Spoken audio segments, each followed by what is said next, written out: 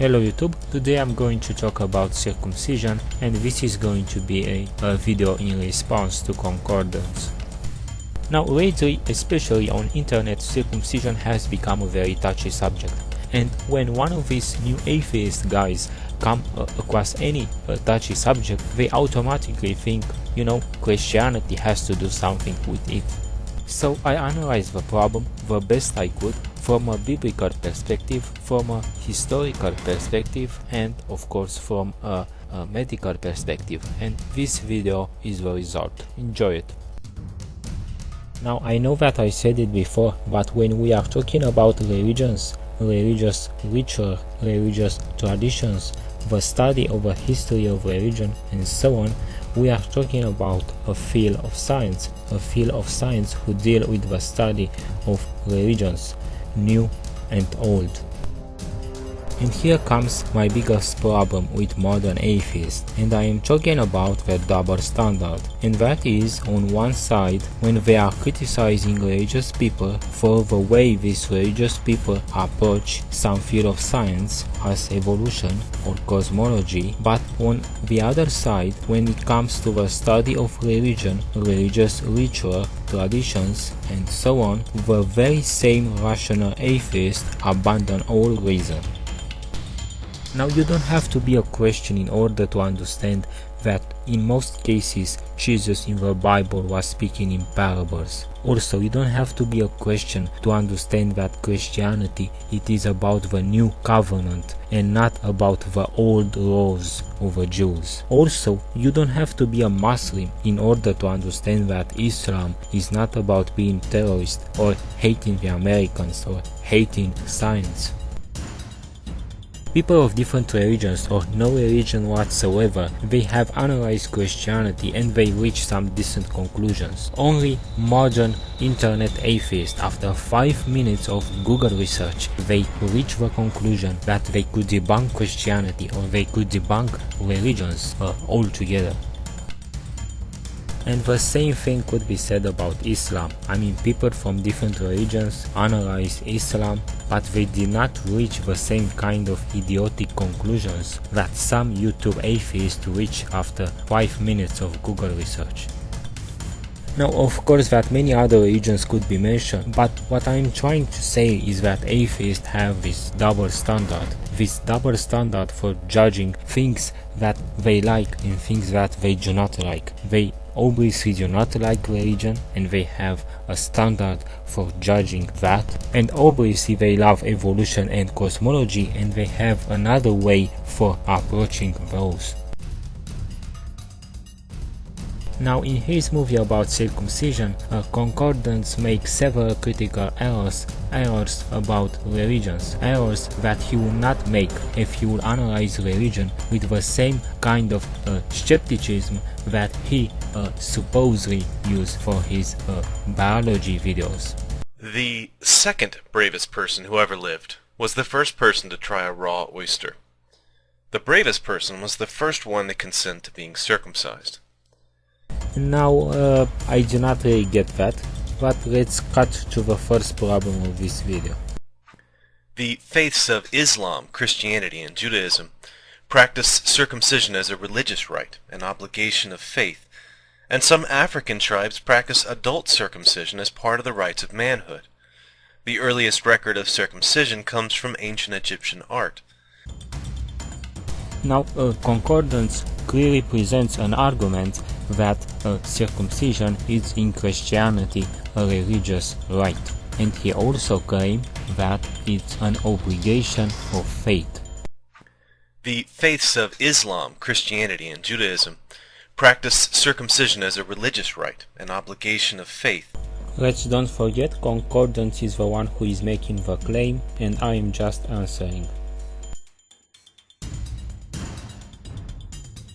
Now, this problem with Christianity and circumcision is an atheist misunderstanding of the Christian concept of the new covenant. Now, circumcision was one of the first problems faced by the young church, and to see that, all we have to do is just go to the scripture and see how the young church answered it.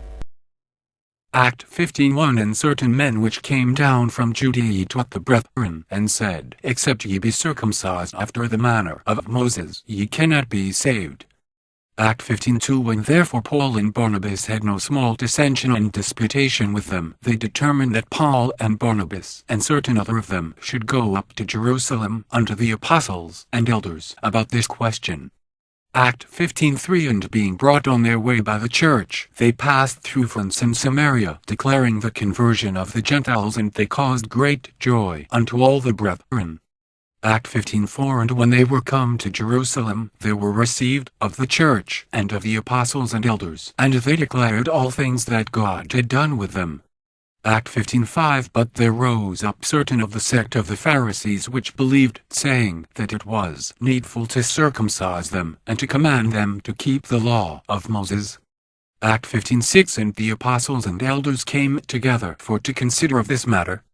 Act 15:7. And when there had been much disputing, Peter rose up, and said unto them, Men and brethren, ye know how that a good while ago God made choice among us, that the Gentiles by my mouth should hear the word of the gospel, and believe.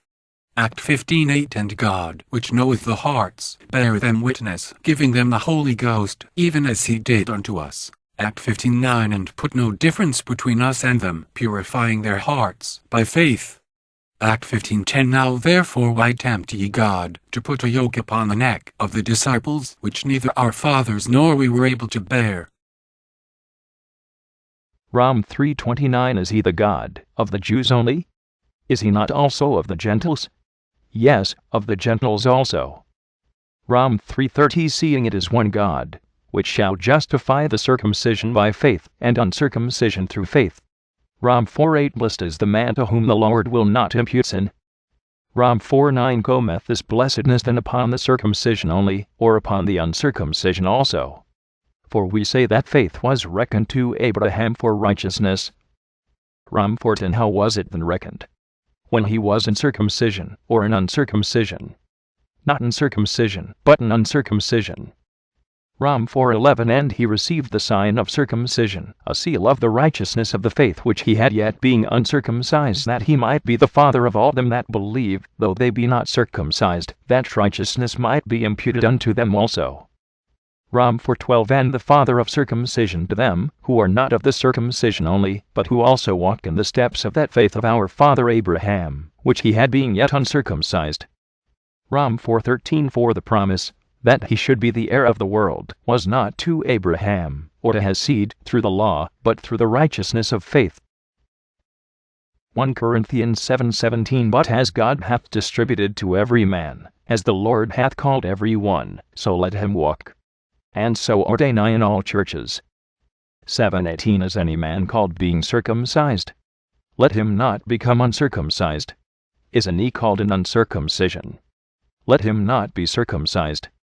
7:19. Circumcision is nothing, and uncircumcision is nothing, but the keeping of the commandments of God. 7:20. Let every man abide in the same calling, wherein he was called. Galatians 2:3. But neither Titus, who was with me, being a Greek, was compelled to be circumcised. Galatians 5:3. For I testify again to every man that is circumcised, that he is a debtor to do the whole law. 5. For Christ is become of no effect unto you, whosoever of you are justified by the law, ye are fallen from grace. 5:5. For we through the Spirit wait for the hope of righteousness by faith. 5:6. For in Jesus Christ neither circumcision availeth anything, nor uncircumcision, but faith which worketh by love. 5:7. Ye did run well, who did hinder you that ye should not obey the truth?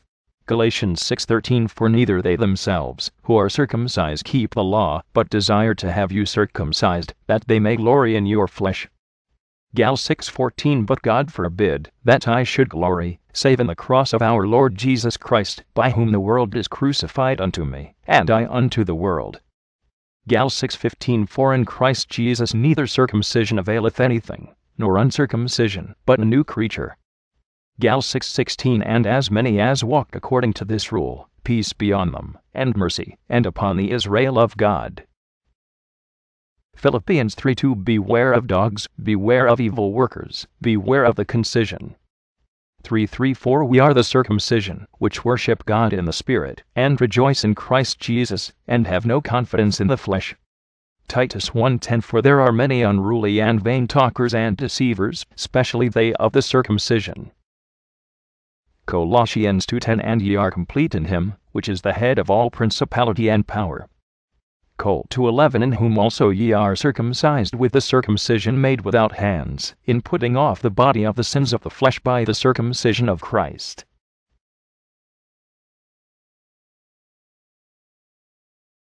And the Semitic peoples appear to have adopted the practice long before the writing of scriptures, suggesting that widespread circumcision predated the Bible by thousands of years. What appears to be the second problem with this video is that concordance is implying that Christianity claims that circumcision has appeared with the Bible. Predated the Bible by thousands of years. Also, he is implying that we do not know very much on the history of circumcision by using words such as appears and suggesting. And the Semitic peoples appear to have adopted the practice long before the writing of scriptures, suggesting that widespread circumcision predated the Bible. There is no suggesting and no implying about circumcision. We know as a fact that it was practiced before the Bible, and Christians never deny it. To prove this, I will use a 96 Westminster commentaries for the book of the Bible, a book that I bought for almost $3 just a few days ago.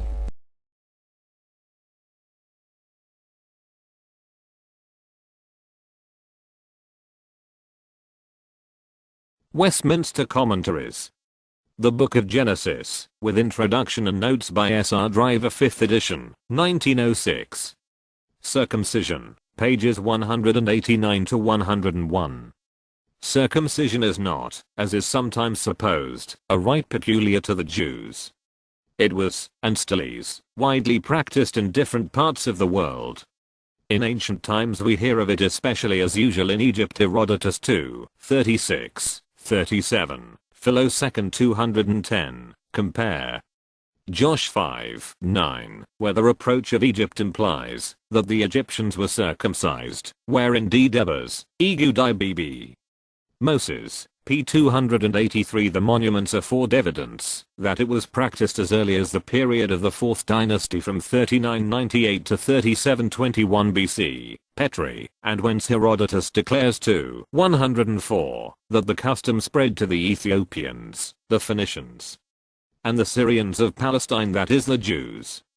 Jer 1,926 shows also that it was practiced by the Edomites, Ammonites, Moabites, and certain Arab tribes. Indeed, from the fact of the Philistines being so pointedly referred to as uncircumcised, it may be inferred that most of Israel's neighbors were circumcised like themselves.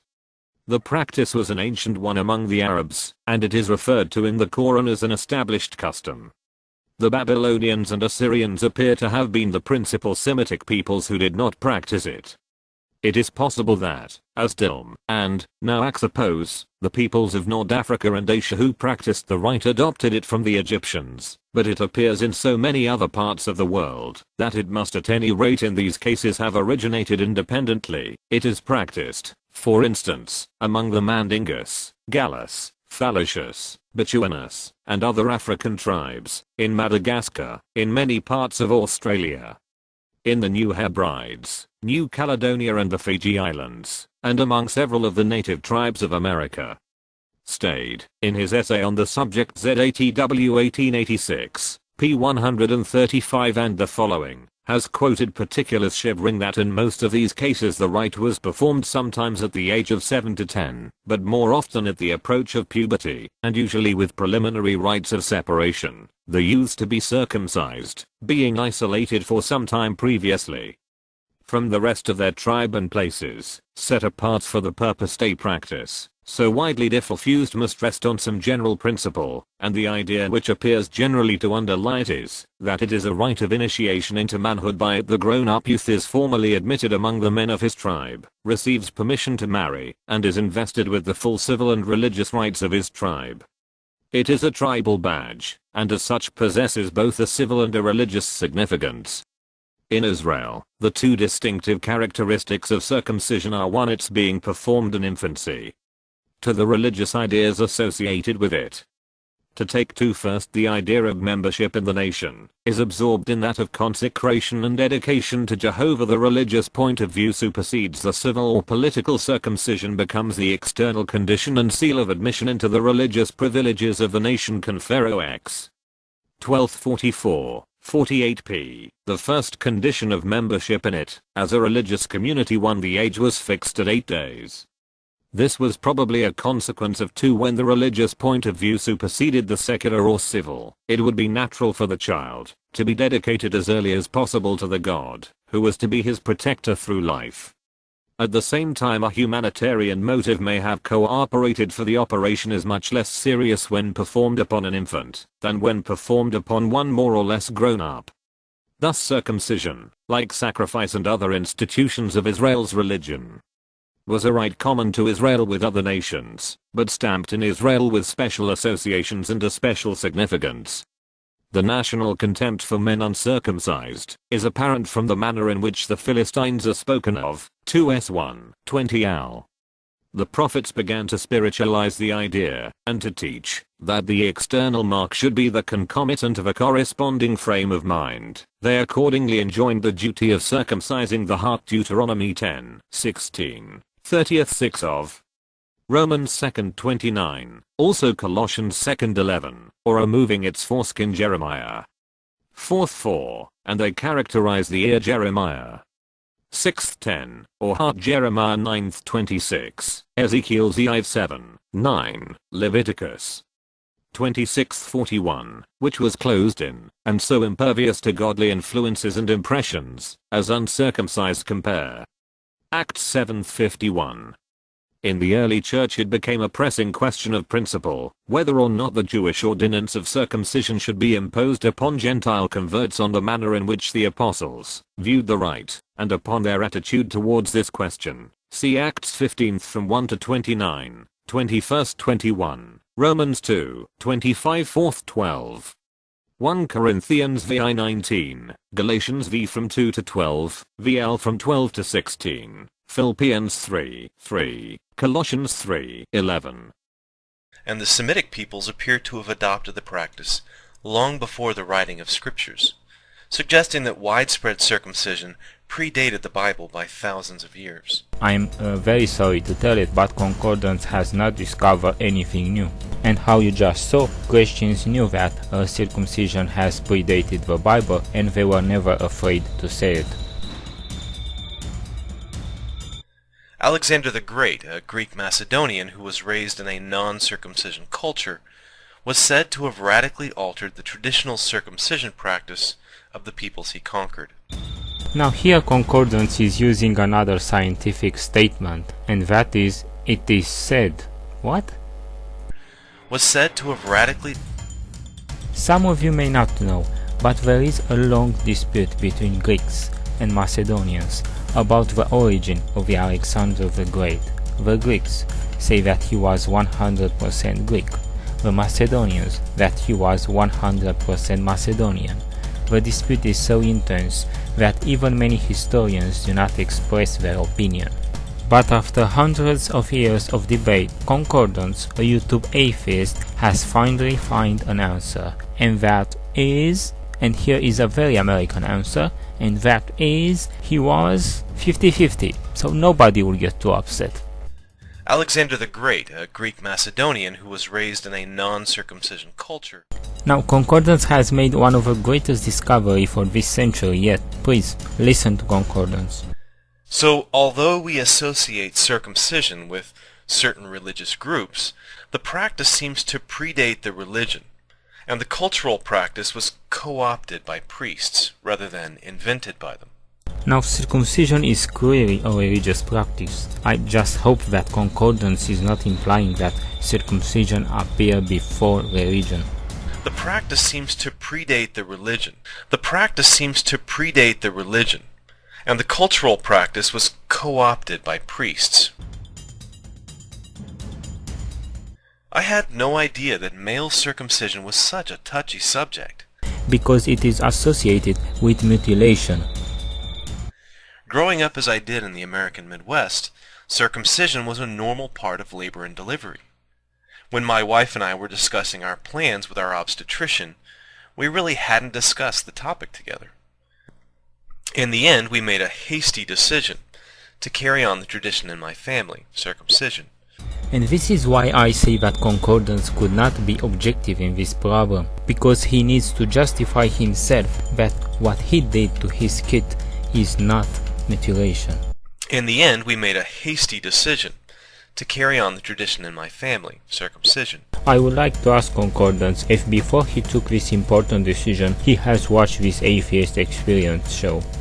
If you look at who's cutting the women and who's advocating it, it's other women. And so you ask yourself, why would any woman advocate doing this to her daughter? And part of it is that they have to justify what was done to them. And so I think a very similar thing is going on when we're talking about male circumcision. There's a lot of men who advocate it. And if you ask parents, and people have asked parents who are in the process of making this decision for a male child, a lot of the men, it comes down to, well, I think he should look like me. In the end, we made a hasty decision to carry on the tradition in my family, circumcision. Well, if you talk to a circumcised man, show him a uncircumcised penis, they say that the immediate reaction is he has to make fun of it. I mean, it's just inevitable, and it's almost like, boy, that's more complete than mine. I better make fun of that and say that it's inferior in some way. My parents could not have degraded me. They must have enhanced me in some way. So I'm going to go my whole life saying I was enhanced, when in fact might not be the case. If Concordance knows this particular episode from the Atheist Experience show, I'm wondering what is his opinion about what was said there. Foreskin is a favorite target of HIV infection.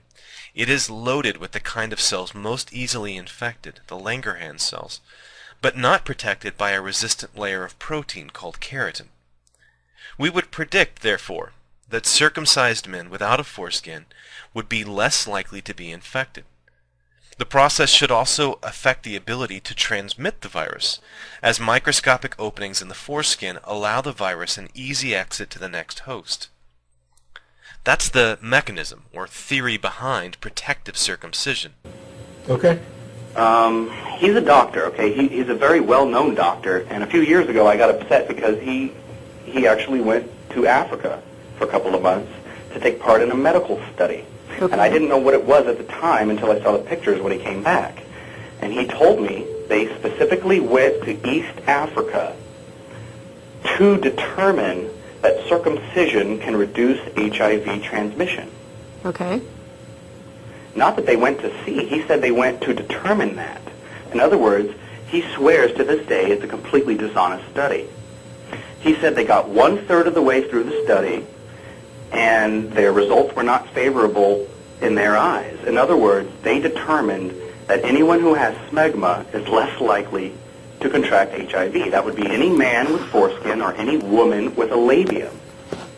So apparently they stopped everything 1/3 of the way through the study and switched the whole process. And what they did was basically take about 1,000 uncircumcised Kenyans who were about 70% HIV positive, 1,000 circumcised Kenyans who were 20% positive, and put them in rooms. And when the European fact checkers came along, they said, wow, 70% of the uncircumcised Kenyans are HIV positive. Okay, so they took this to the UN, they took this to the World Health Organization, which basically bought it up.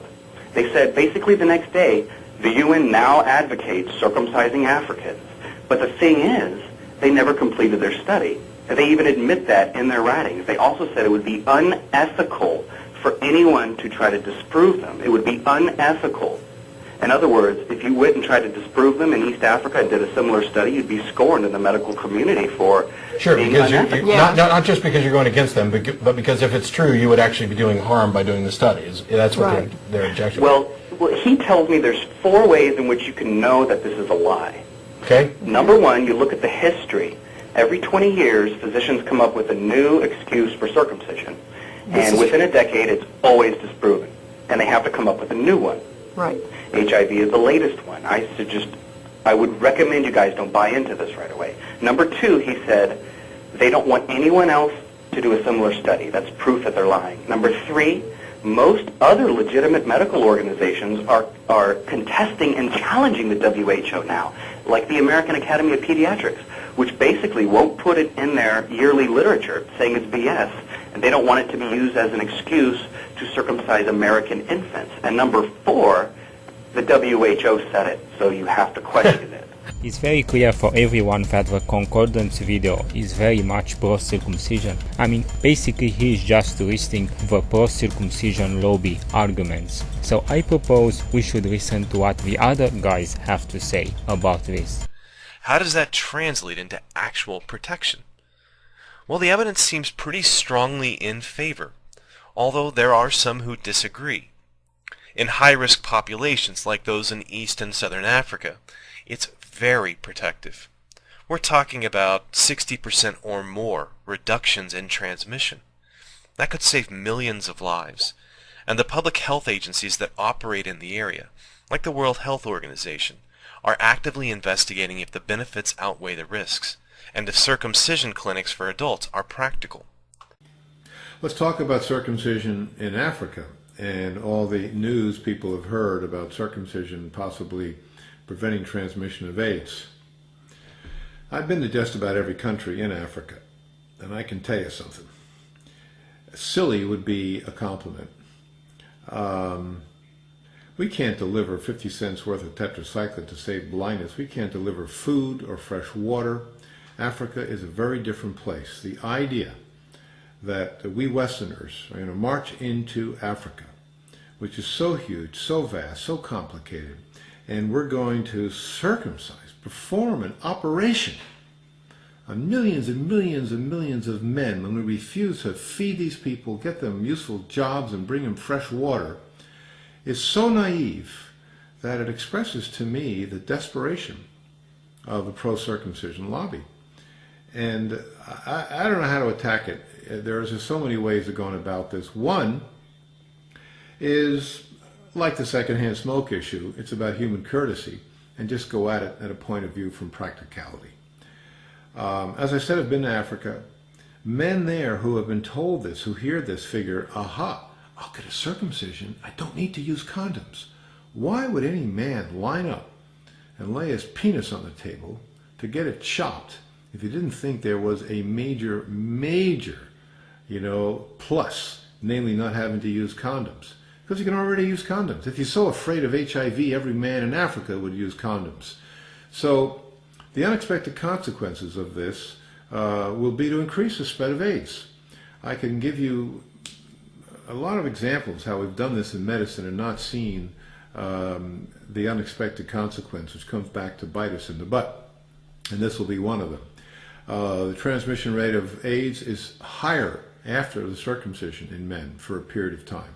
The studies have been done in a very, very select group of men by major, fantastic, high-quality, hygienic facilities with doctors who really want to prove their case. These men are lectured about condoms. These men are lectured about AIDS prevention. It's not what it would be like if we started to do this routinely. And after all, how many of these operations can we do to prevent a disease that is already just about 100% preventable? And to do it on babies? I mean, let's hope, of course, that AIDS is a curable, preventable by vaccine disease in 20, 30 years from now. But to subject helpless infants to this operation, believing it's going to prevent a preventable sexually transmitted disease, it is silly. There was a parallel study when the first AIDS circumcision studies came out. There was a parallel study that came out at the same time that got no press whatsoever. And it needs to be promulgated. And they found that if you supply fresh water and soap to men, you can bring down AIDS to the same degree that those who claim circumcision will bring it down. If we had an effective alternative for preventing the spread of HIV, if condom use and testing were more prevalent, I would say that this argument could be neutralized. However, at the present moment, circumcision is very effective in these high-risk populations. Circumcision, one of the big arguments touted out recently is that it provides a prophylactic effect, a beneficial effect in that it prevents HIV, but only to 60%. The problem with those studies is severalfold. One is they're African studies, and African culture and American culture is just very distinct. And although I get involved in the issue in Africa, I'm much more worried about the fact that the African studies and experience will be used to recreate a marketing system for circumcision in the U.S. and halt all the efforts of those of us over the years to bring the circumcision rates down. The other reason that circumcision is not the perfect panacea for HIV is, first of all, 60% is a very poor showing for any immunity. No drug could claim to be an immunization or a preventative against a drug against a disease if it only provides 60% protection, because that means it's basically what I like to call virulette. It's a way of just postponing the incidence of the disease until the inevitable will occur statistically. So even proponents of circumcision for Africa say that men will still have to use condoms. And my argument is, well, if they still have to use condoms, why don't they start out with condoms in the beginning? Why are we doing the circumcision? And the other thing is cost, of course. The cost to impose circumcision on Africans to solve HIV infections is horrific. And those circumcisions will be done on the cheap by practitioners who are not medically trained in bush settings where there's not even clean water. And I predict the morbidity, the secondary problems and infections from that will be awful. Far more draining of resources for HIV than would be just very good campaigns. After all, there are several nations now, Lesotho is one, I think Tanzania is one, Thailand is one, where government campaigns for 100% condom usage 100% of the time have shown dramatic reductions in HIV of the kind that circumcision could never show. I had a real issue with sort of autonomy, self-determination, making decisions for myself. And circumcision is something, particularly infant circumcision, as it's done in the United States, is something that just completely goes against that. It's chosen by parents, often under pressure from doctors. I'm aware of this one particular doctor, Neil Pollock, in Vancouver, in Canada. And I understand that at a time when there was a child death there, a child by the name of Riley McWillis, he used that opportunity to pitch his services, claims to have a bloodless, painless circumcision technique, claims to be a specialist in infant circumcision. And you know, a guy who's never had any interest whatsoever in HIV is suddenly flying off to Africa to teach this technique and claiming in his own promotional materials that he's saving Africa. I think is an example of the rawest form of opportunism. If you make claims of being some great savior, you know, for a disease that you've hitherto never really had any interest in until it intersected with your particular interest in infant circumcision, I think that that's just going way over the top. And yeah, I just don't see how there could ever be any bloodless, painless technique of infant circumcision when you're essentially slicing off a portion of a child's penis. How could that be painless, and how could that be bloodless? That's sloganeering. That's coming up with a slogan to sell your services. It's not doing anything to promote the protection of individuals against HIV. Usually people who advocate for circumcision seems to come from a circumcision culture, such as Arabs or Jews. What would you say if I told you a group of Jewish doctors are being funded to slice the foreskin off of African and Latino men? Allow me to introduce to you Israeli Dr. C0nc0rdance. He's the founder of the Jerusalem AIDS Project. And under his Operation Abraham, he travels about the globe mutilating black and Hispanic men under the guise of HIV prevention. Literally. One doctor, according to C0nc0rdance, performed 32 circumcisions in one day. C0nc0rdance believes this shows potential for Israel to combat AIDS in Africa, where studies supposedly show genital mutilation is a protective measure against the disease HIV. Of course, washing your foreskin is just way too easy. But not only Arabs or Jews advocate for circumcision, but also circumcised Americans, such as concordants. If you look at who's cutting the women and who's advocating it, it's other women. And so you ask yourself, why would any woman advocate doing this to her daughter?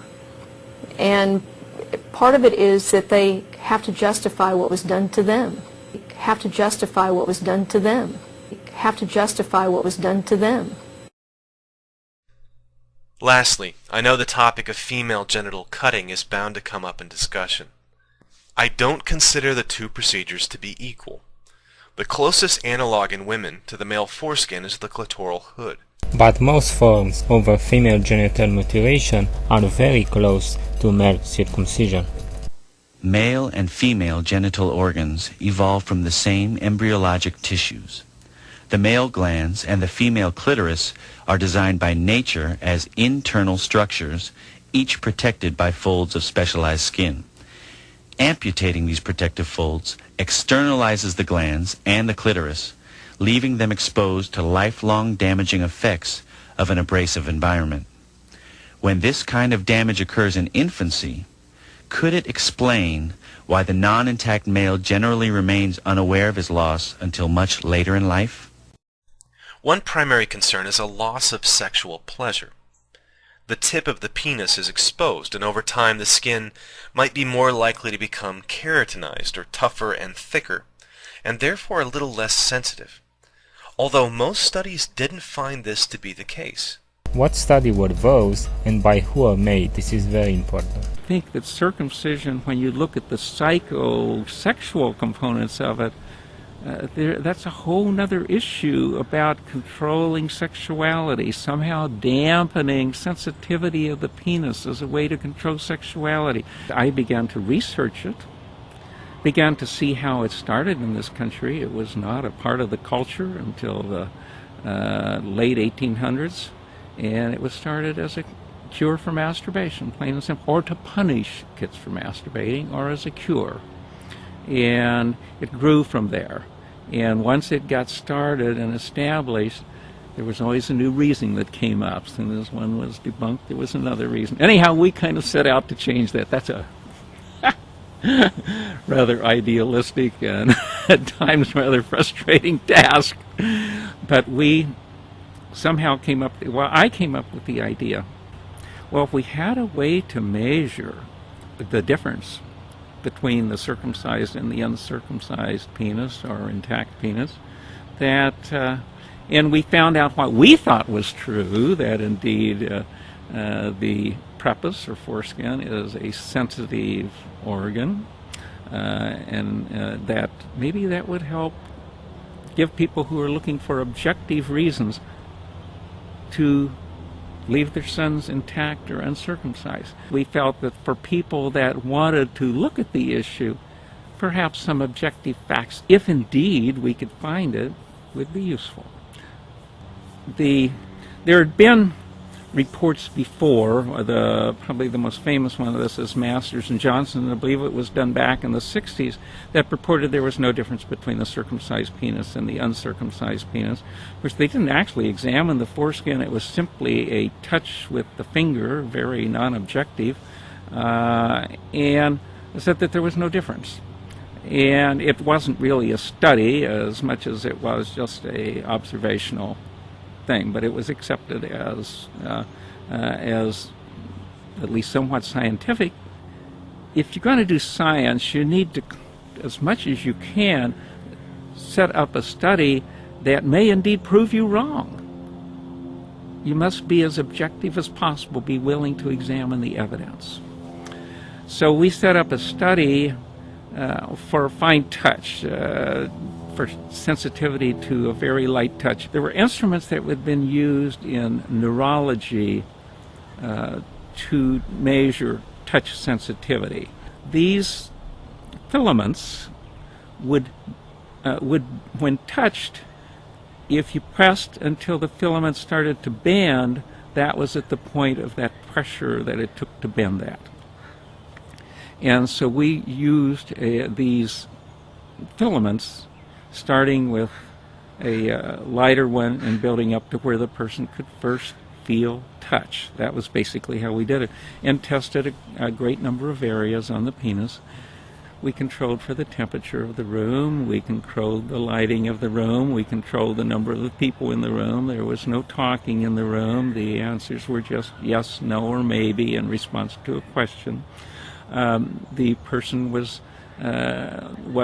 draped to be as modest as possible, and the person could not see. There was a screen between the person's head and the penis so that they couldn't see, so that that wouldn't distort their objectivity. And they would be laying on a table in a relaxed manner, and we allowed them to get relaxed before we would do that. And that was basically how we did the study. We actually had 19 different pressure points that we in different areas of the penis that we tested, except in the circumcised penis there were 6 less, because we didn't test any areas of the foreskin. Obviously there wasn't any.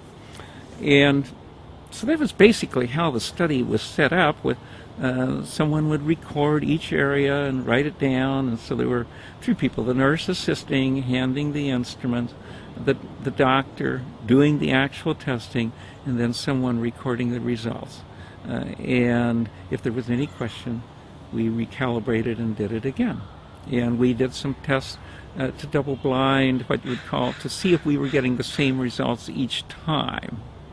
And found actually we didn't get exactly the same result, but the same proportionality of sensitivity was the same each time we did it. The glands, or the head of the penis, was more sensitive to light touch in the person that had not been circumcised than in the one that had. That made perfect sense, because the non-circumcised penis is covered most of the time and is in a relatively moist environment, just like the inside of your mouth is more sensitive than the outside. The inside of the mouth is more sensitive than the outside of the lip. And you can measure that. So that wasn't really very surprising. The really interesting thing, that when you organize the statistics, and it varied a great deal, I will say, because each person differs from another in terms of the sensitivity, but when you analyze the data, and we had statisticians analyzing the data for us, that the most sensitive areas of the penis were in the prepuce, or the foreskin. That the most sensitive areas of the uncircumcised penis were more sensitive than the most sensitive area of the circumcised penis. Inevitably. So not only was the head of the penis less sensitive to touch, the most sensitive area of all was the area of the foreskin which is totally missing in the circumcised male, where the foreskin folds back over itself to form back under covering the glands. And that area was exquisitely sensitive, as I say, more sensitive than any area on the circumcised penis, statistically. Very interesting. There were 5 areas on the foreskin of the penis that were more sensitive than any area on the circumcised penis. That's a rather startling conclusion. We emphasize that that doesn't say that there is not sexual pleasure in a circumcised male. That clearly isn't true.